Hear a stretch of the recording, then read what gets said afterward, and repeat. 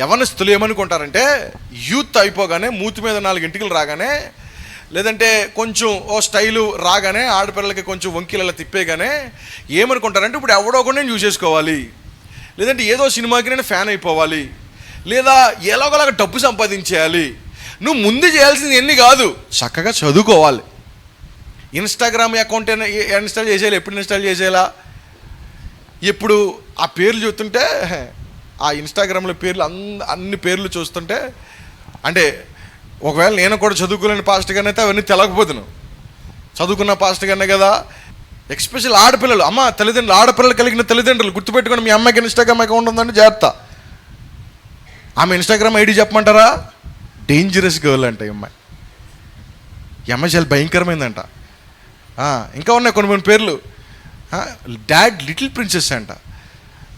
ఇంకా ఏమన్నా పేర్లు అప్పుడు గుర్తున్నా కానీ ఇప్పుడు గుర్తుంటలేదు ఆ టైంకి. వీళ్ళు మొఖాలు చూస్తే తెలుగులో నీ సంతకం పెట్టమ్మా అంటే వామగరి. ఈ వ్యామగిరికి వచ్చిన తెప్పలో వామగరి. అది వామగరి కాదురా, వ్యామగిరి. బర్త్డేకి కేక్ కటింగ్ చేయాలని అయ్యగారు 23వ కీర్తన చదువు. చెమటలెట్టేస్తాయి బాబాయ్. నేను చూసే చదవమన్నాను, చూడకుండా కాదు. ఎన్నో తరగతి చదువుతున్నావు? 10వ తరగతి. 23వ కీర్తన చూసి చదువు. నోరు తిరగదు. మరి ఏం తిరుగుతుంది? చాటింగ్లో చేస్తావు కదా, తెలుగు ఇంగ్లీషు రాకుండా ఉన్న పదాలు టపటప నొక్కేస్తావు కదా. ఇలాంటి వాటి వల్ల నీ జీవితము ఎందుకు పనికి రాకుండా పోతుంది.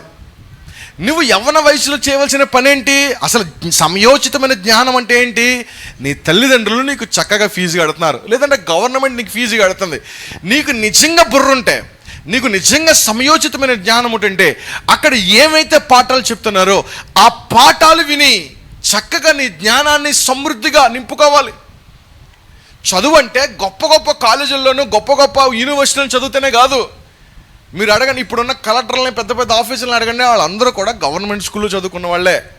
కాకపోతే సమయోచితమైనటువంటి జ్ఞానం కలిగినటువంటి వారు. అప్పట్లో సోషల్ మీడియా లేదు కదా, అప్పట్లో ఇంత ఎంజాయ్మెంట్ లేదు కదా. అప్పట్లో అందరూ కుటుంబ సభ్యులు కలిసి ఉండేవారు. ఎవరి జీవితాలు ఏంటో అందరికీ క్లియర్గా తెలిసేవి కాబట్టి, ఎక్కడున్నా ఏం చేసినా తెలిసేవి కాబట్టి ఇప్పుడు అన్ని ట్రాన్స్పరెంట్గా ఉండేవి. ఇప్పుడు అలా కాదు. యవనస్తులు ప్రాముఖ్యంగా పాడైపోవడం గల కారణం ఏంటో తెలుసా? జీవితాలు పాడైపోయే తత్వంలో ఆలోచన చేస్తున్నారు. ఇప్పుడు నీ యవ్వన జీవితంలో ఉన్నటువంటి ఈ ఇన్ఫాక్చుయేషన్ టైంలో నీ జీవితాన్ని పాడు చేసేటువంటి కొన్ని అవకాశాలు వస్తాయి.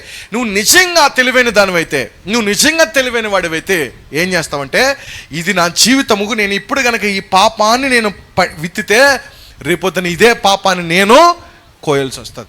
ఈ పాపాన్ని నేను విత్తితే రేపొద్దున నా పిల్లల ద్వారా నేను ఈ పాపాన్ని కోయాల్సి వస్తుందేమో అని నువ్వు పశ్చాత్తాపడితే దేవుడు నీ జీవితాన్ని బాగు చేస్తాడు.